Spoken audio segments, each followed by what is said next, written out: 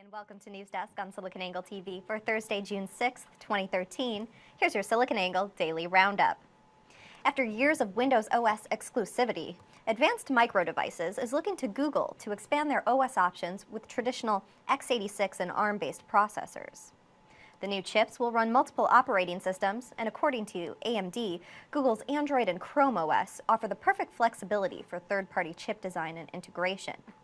Lisa Su, Senior Vice President and General Manager of Global Business Units, said, "We're very committed to Windows 8. We think it's a great operating system, but we also see a market for Android and Chrome developing as well." Up until this point, adoption rates for Windows 8 tablets have been weak, so AMD's exposure to mobile markets is limited. Android support opens the door for AMD to reach a much larger market. Apple appears to set release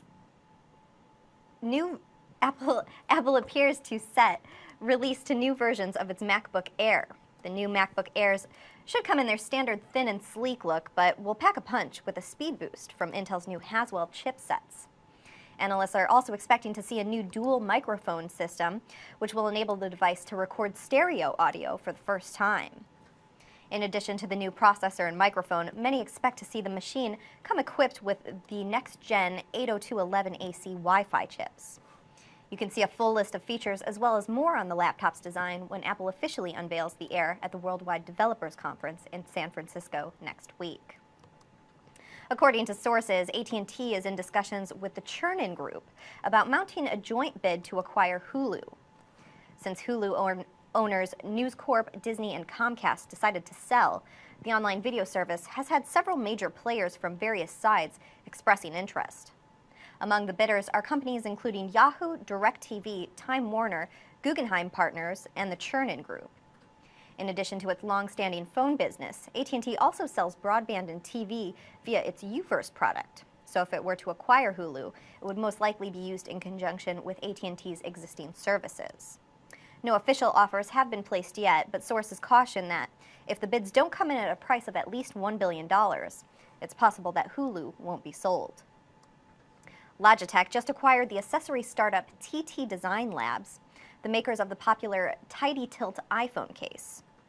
TT Labs co-founders Derek Tarnow and Zahar Tashakorina were graduate students when they created the Tidy Tilt, and using Kickstarter, they launched their product with amazing success.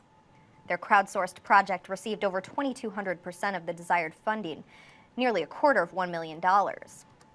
The startup's second project, the Just Mount, was also launched using Kickstarter, where it quickly tripled its funding goal. Logitech will market the Tidy Tilt and Just Mount under its own brand. You can pre-order both projects from Logitech's website today. China has produced a supercomputer capable of more than twice the speed of any system in the States. Previously, the world's fastest supercomputer, the Cray, was at Oak Ridge National Laboratory in Tennessee and ran at nearly 18 petaflops. By contrast, China's new supercomputer, called the Milky Way 2, clocks in at a staggering 54.9 petaflops. According to an American researcher in China, the system was built using Intel chips, but includes Chinese-produced technologies as well.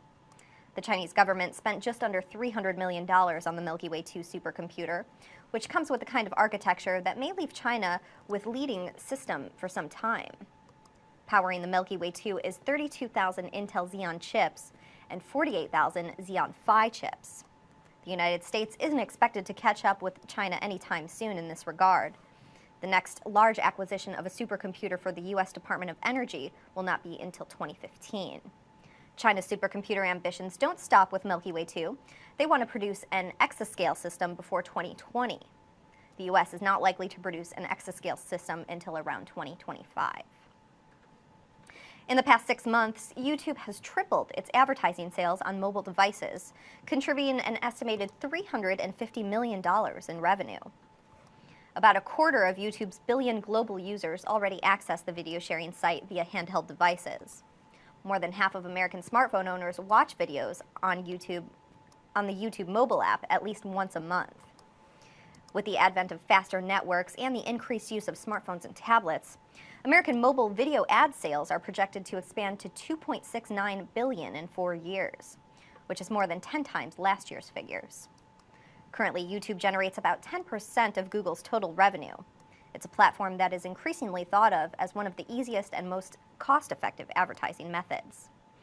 YouTube even automates the task for marketers buying advertising, splitting airtime between computer browsers and mobile devices.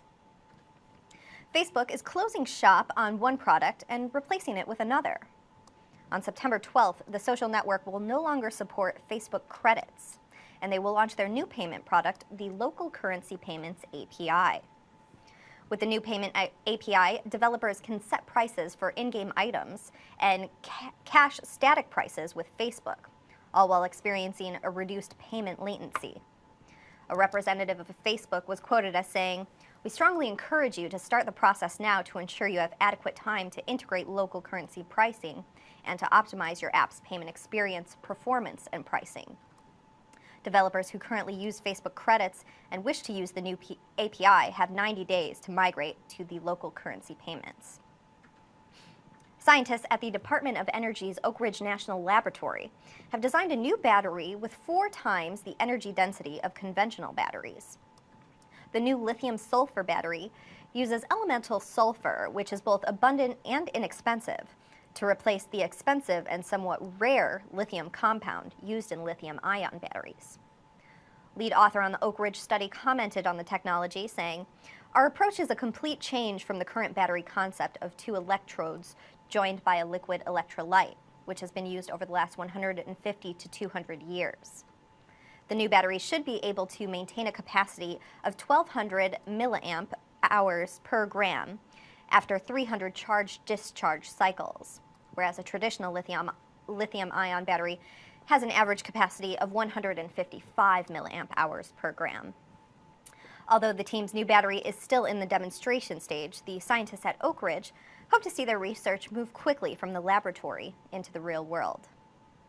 Lately, Acer has been showing off their newest laptop, the Aspire R7, but unlike the typical spec-driven, straightforward laptop that Acer is known for, this new device is all about appearances. Perhaps to celebrate the newest release of the popular film series, Acer decided to create a special limited edition of its flagship laptop, the Aspire R7 Star Trek Edition. The new device was spotted at this year's Computex, and judging from the footage, the R7 has a real Starship-esque look. Only 25 of these special edition notebooks exist, and Acer plans to offer one for the auction on eBay from June 14th through the 24th, with all proceeds going to charity from that auction. No word yet on who will be lucky enough to get one, but one thing's for sure, whoever gets their hands on it will live long and prosper. And that's your SiliconANGLE Daily Roundup for Thursday, June 6th, 2013. For continuous coverage on tech innovation and daily breaking news.